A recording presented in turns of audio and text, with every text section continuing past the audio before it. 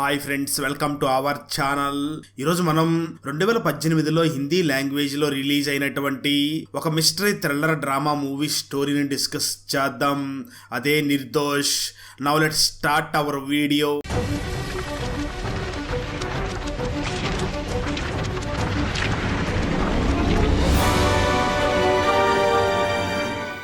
Open చేస్తే movie starting scene లోనే మంజరి ఎవరినో హత్య చేసింది అని పోలీసులు అరెస్ట్ చేసి కోర్టులో ప్రవేశపెడతారు. అక్కడ మీడియా కవరేజ్ చేస్తూ ఉంటుంది. వాళ్ళందరూ కూడా ఈ మంజరిని చూసి ఈ అమ్మాయి ఆ హత్య చేసి ఉండదు, ఎందుకంటే తను మా మీడియా సంస్థలోనే పనిచేసేది, ఖచ్చితంగా తను ఈ హత్య చేసి ఉండదు అని అనుకుంటూ ఉంటారు. అదే సమయంలో ఈ కేసుని ఆకాశ్ అనే ఒక పోలీస్ ఆఫీసర్ ఎంక్వైరీ చేస్తూ ఉంటాడు. దాంతో మీడియా వాళ్ళందరూ కూడా ఆకాశ్ దగ్గరికి వెళ్లి ప్రశ్నిస్తూ ఉండగా ఆకాశ్ మాత్రం మీడియా వాళ్ళను చూసి, నేను ఈ కేసు మీదనే పనిచేస్తున్నాను, ప్లీజ్ నన్ను కొంచెం వదిలేయండి, ఈ కేసు ఎంక్వైరీ అయిన తర్వాత నేనే మీకు చెప్తాను అని అంటాడు. సరిగ్గా అదే సమయంలో మంజరి హస్బెండ్ అయినటువంటి గౌతమ్ తన బాబుతో పాటు మీడియా దగ్గరికి వచ్చి, నా వైఫ్ మంజరి ఎవరిని హత్య చేయలేదు, పోలీసులు కావాలనే తన మీద నిందలు వేస్తున్నారు అని ఆ మీడియా వాళ్ళందరికీ చెప్తూ ఉంటాడు.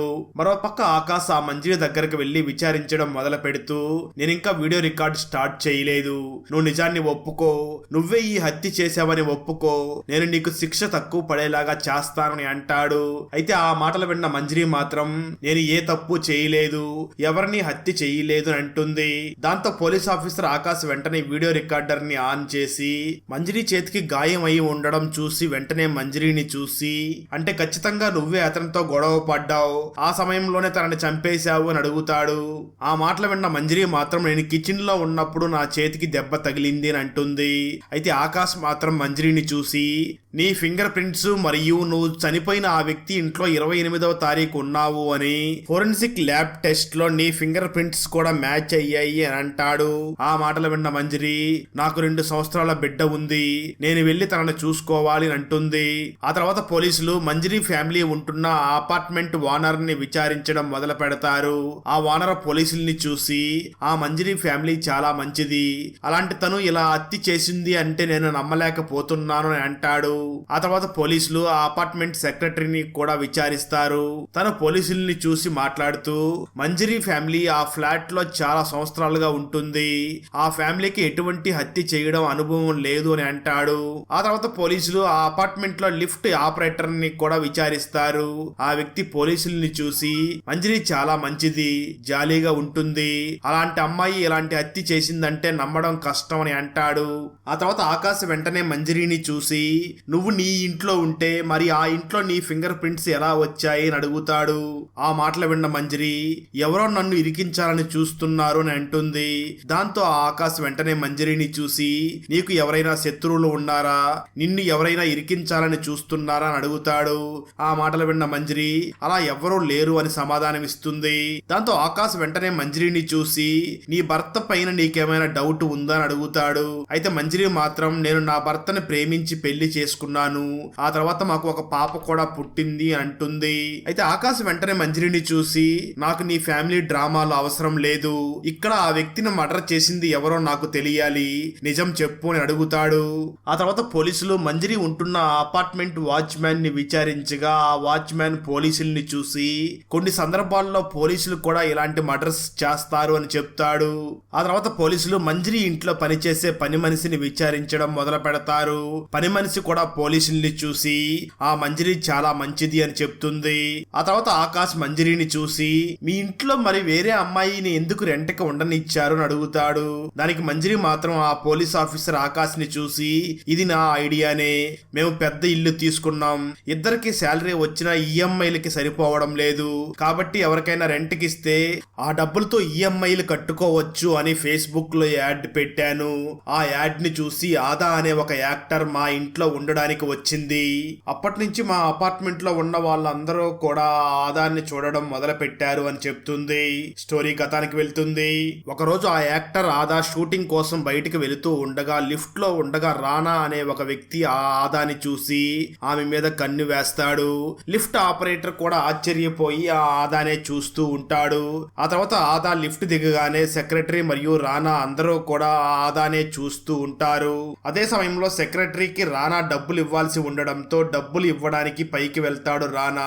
పైకి వెళ్ళిన రానా డబ్బులు ఎక్కడ ఉన్నాయి అని తన వైఫ్ ని కొడుతూ తనని టార్చర్ చేస్తూ ఉంటాడు. రానా వైఫ్ మాత్రం డబ్బులు నా దగ్గర లేవు అని అంటూ ఉంటుంది.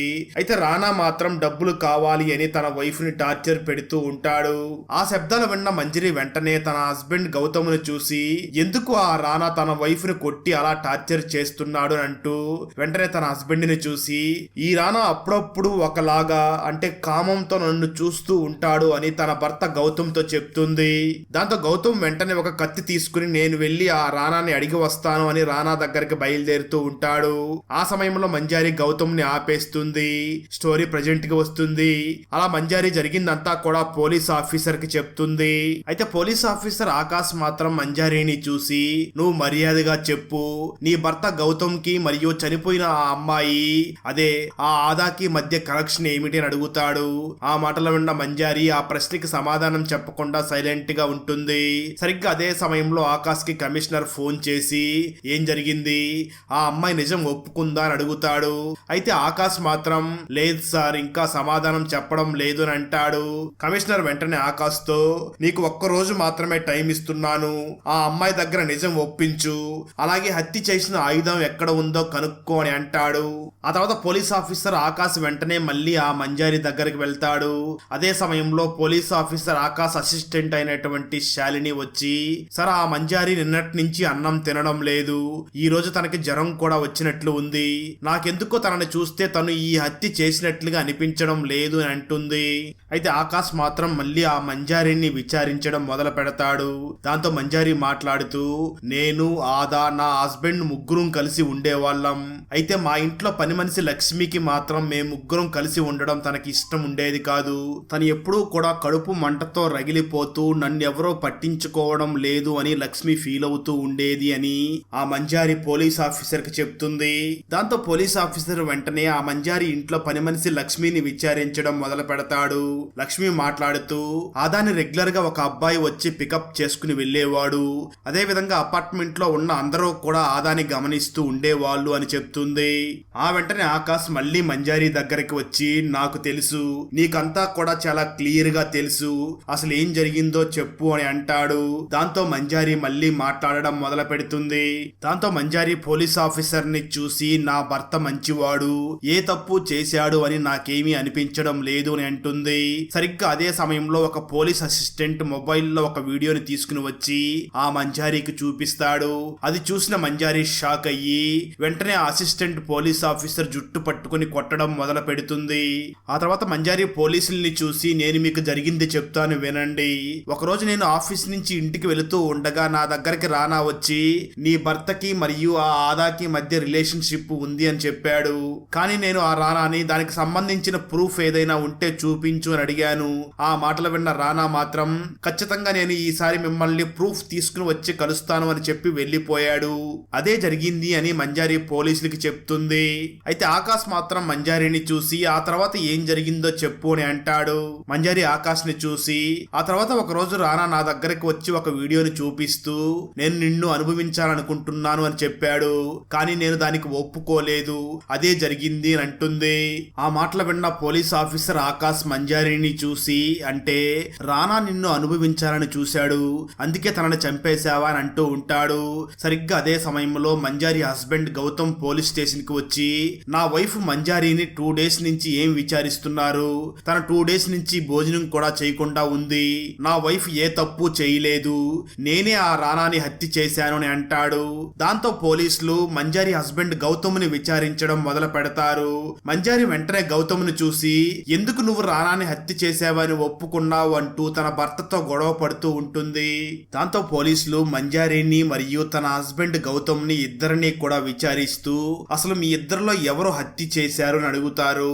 ఆ మాటలు విన్న మంజారి పోలీసుల్ని చూసి నేనే ఆ రానాని చంపేశాను, రానా నన్ను రేప్ చేయాలని చూశాడు, అందుకే నేను సెల్ఫ్ డిఫెన్స్ లో భాగంగా పొరపాటున అతన్ని చంపేశాను అని చెప్తుంది. అయితే పోలీసులు మాత్రం మంజారి మాటలు నమ్మకుండా మంజారిని మరియు గౌతమ్ ని ఇద్దరిని కూడా సపరేట్ గా విచారించడం మొదలు పెడతారు.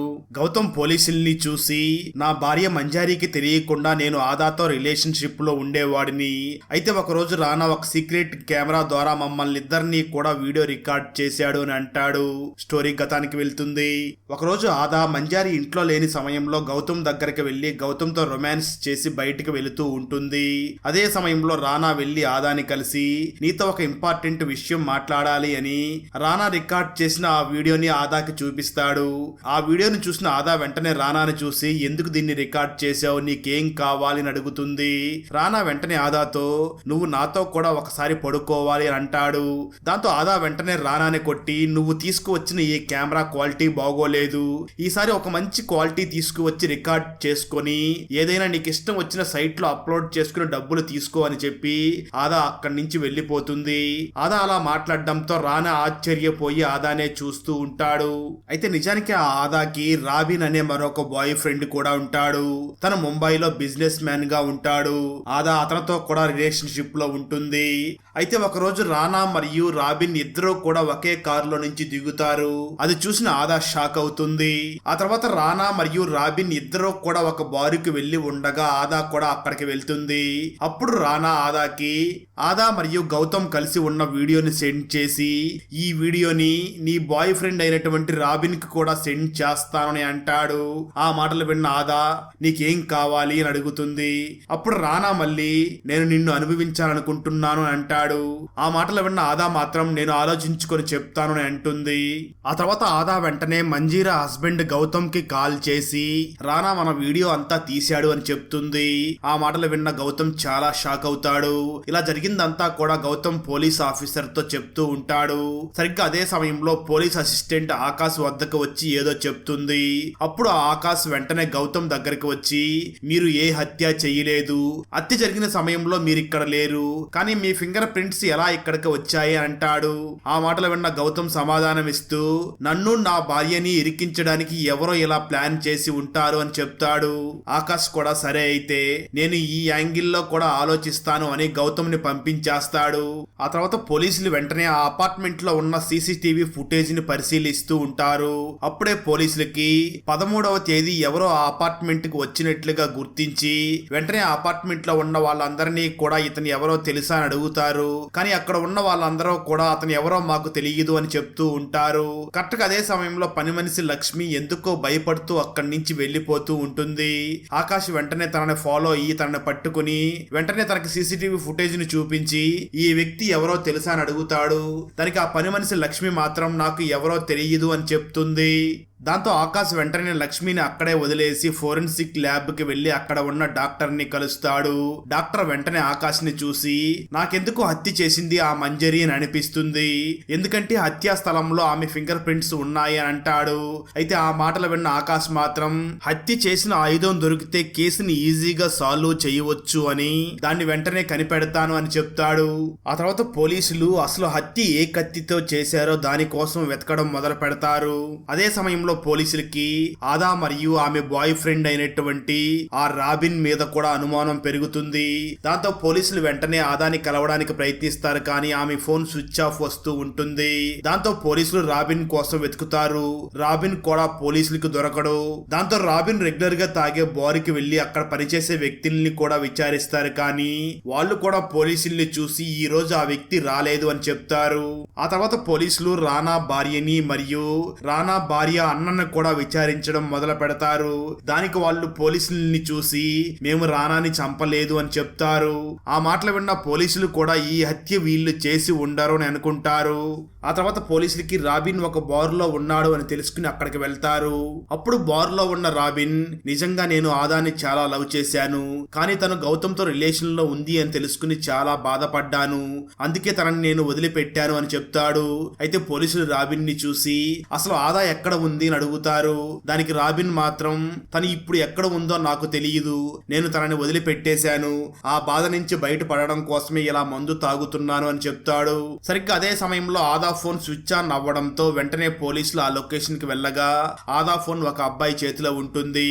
దాంతో పోలీసులు ఆ అబ్బాయిని చూసి ఈ ఫోన్ నీకెక్కడిది అని అడుగుతారు. దానికి ఆ అబ్బాయి పోలీసుల్ని చూసి మాట్లాడుతూ నాకు ఈ ఫోన్ ఒక బంగ్లా దగ్గర దొరికింది అని చెప్తాడు. దాంతో పోలీసులు వెంటనే ఆ బంగ్లా దగ్గర ఉన్న వాచ్మెన్ దగ్గరికి వెళ్లి ఈ బిల్డింగ్ ఎవరిది అని అంటారు. దానికి వాచ్మెన్ ఈ బిల్డింగ్ ఓనర్ కెనడాలో ఉంటాడు, నేను ఇక్కడ ఈ బిల్డింగ్ ని చూసుకుంటూ ఉంటాను అని అంటాడు. ఆ మాటలు విన్న ఆకాశ్ వెంటనే అక్కడ ఉన్న వాచ్మెన్ కి ఆ రానా ఫొటోస్ ని చూపించి ఈ వ్యక్తి ఎప్పుడైనా ఇక్కడికి వచ్చాడా అని అడుగుతారు. దానికి వాచ్మెన్ ఆ ఫోటోలో ఉన్న రానాని చూసి అవును సార్ ఈ మధ్యనే వచ్చాడు అని చెప్తాడు. దాంతో పోలీసులు వెంటనే ఆ ఇంటి లోపలికి వెళ్లి బాగా పరిశీలిస్తూ ఉంటారు. అప్పుడే అక్కడ ఏదో ఒక హత్య జరిగినట్లుగా అనిపిస్తుంది. అదే విధంగా అక్కడ వాళ్ళకి ఒక మెమరీ కార్డు కూడా దొరుకుతుంది. దాంతో పోలీసులు వెంటనే ఫోరెన్సిక్ టీమ్ ని ఆ ఇంటి దగ్గరికి పిలిపిస్తారు. ఫోరెన్సిక్ టీం కూడా చెక్ చేసి ఇక్కడ నిజంగానే ఏదో హత్య జరిగినట్లుగా ఉంది అని అంటారు. సరిగ్గా అదే సమయంలో ఆదా డెడ్ బాడీ పోలీసులకు దొరుకుతుంది. పోలీసులు ఆమె 4 రోజుల క్రితమే చనిపోయింది అని నిర్ధారిస్తారు. ఇదంతా చూసిన పోలీసులకి ఈ కేసులో ఇంకా ఏదో దాగి ఉంది అని అనుకుంటూ ఉంటారు. దాంతో పోలీసులు ఇంకా వేగంగా విచారిస్తూ ఉంటారు. ఆ దొరికిన మెమరీ కార్డ్ లో రానా తన వీడియోని తానే రికార్డ్ చేసుకుంటూ ఉంటాడు. సరిగ్గా అదే సమయంలో రానా దగ్గరికి ఆదా వస్తుంది. రానా ఆదాను చూసి అనుకున్న సమయానికే వచ్చేసావా అని అంటూ ఉంటాడు. అలా ఇద్దరం మాట్లాడుకుంటూ ముందు మందు తాగుదామని రానా ఆదాతో అంటాడు. ఆ సమయంలో రానాకి తెలియకుండానే రానా తాగే మందులో ఆదా ఏదో కలిపిచ్చేస్తుంది. దాంతో రానా స్పృహ తప్పి పడిపోతూ ఉంటాడు. అప్పుడు రానా ఆదాను చూసి నాకు కళ్ళు తిరుగుతున్నాయి, నువ్వు నన్ను ఏం చేశావు అని అడుగుతూ ఉంటాడు. అప్పుడు ఆదా మాట్లాడుతూ నన్ను పెద్ద పెద్ద బిజినెస్ మ్యాన్లే అనుభవించాలి, నువ్వు నన్ను బ్లాక్ మెయిల్ చేస్తే నేను నీ దగ్గర ఎలా పడుకుంటాను అని అంటూ ఉంటుంది. అలా ఆదా మరియు రానా మధ్య గొడవ జరగ్గా రానా తీవ్రంగా గాయపడి కింద పడిపోతాడు. ఆదా కూడా అక్కడే పడిపోతుంది. కొద్దిసేపటి తర్వాత రానా ఆదాని చంపేసి చెరువులో పడేస్తాడు.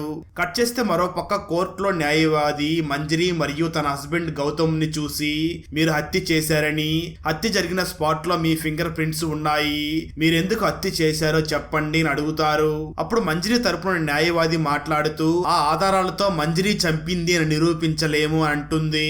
పోలీసులు ఏ ఆయుధంతో ఆ రానాని చంపారో కూడా చెప్పలేదు అని అంటుంది.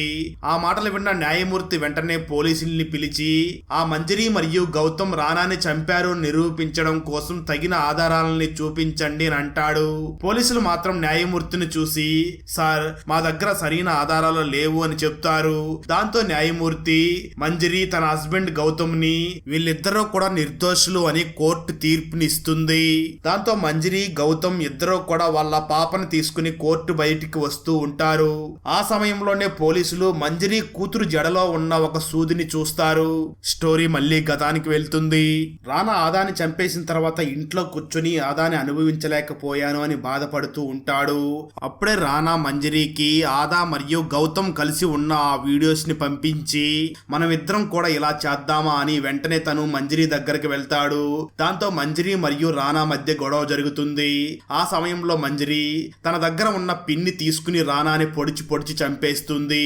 స్టోరీ ప్రజెంట్ కి వస్తుంది. పోలీస్ ఆఫీసర్ ఆకాశ్ కి ఆ మంజరి కూతురు జడలో ఉన్న సూదిని చూసి దీనితోనే ఆ రానాని చంపేసి ఉంటారు అని అర్థం అవుతుంది. కానీ అప్పటికే కోర్టులో తీర్పునిచ్చేసి ఉండడంతో పోలీస్ ఆఫీసర్ ఆకాశ్ ఆ కేసుని అక్కడతో వదిలేస్తాడు. అలా ఈ మూవీ ఎండ్ అవుతుంది. రవీంద్రనాథ్ పెద్ద కూతురుని వేధిస్తున్నది ఎవరు? రవీంద్రనాథ్ చిన్న కూతురికి జరిగిన అన్యాయం ఏమిటి? రవీంద్రనాథ్ అల్లుడు ఎలా కనిపించకుండా పోయాడు? ఆ సమయంలో రవీంద్రనాథ్ తన ఇంటి వెనకాల ఎందుకు గొయ్యి తీస్తున్నాడు? అసలు రవీంద్రనాథ్ అల్లుడిని కిడ్నాప్ చేసింది ఎవరు? అసలు తను బ్రతికే ఉన్నాడా లేదా? రవీంద్రనాథ్ చిన్న కూతురికి జరిగిన అన్యాయానికి రవీంద్రనాథ్ ఏ విధంగా పగ తీర్చుకున్నాడు అన్నదే 2024లో మలయాళం లాంగ్వేజ్ లో రిలీజ్ అయినటువంటి స్వకార్యం సంభవ బహుళం movie story.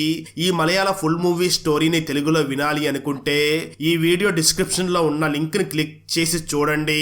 Thanks for watching. జై హింద్. ఫ్రెండ్స్, వీడియో నచ్చినట్లయితే లైక్ చేసి ఒక చిన్న కామెంట్ చేస్తే మాకు నెక్స్ట్ వీడియో చేయడానికి ఎంకరేజింగ్ గా ఉంటుంది. అలాగే ఛానల్ ని సబ్స్క్రైబ్ చేసి పక్కనే ఉన్న బెల్ ఐకాన్ ని క్లిక్ చేసి సపోర్ట్ చెయ్యండి. Thanks for watching. జై హింద్.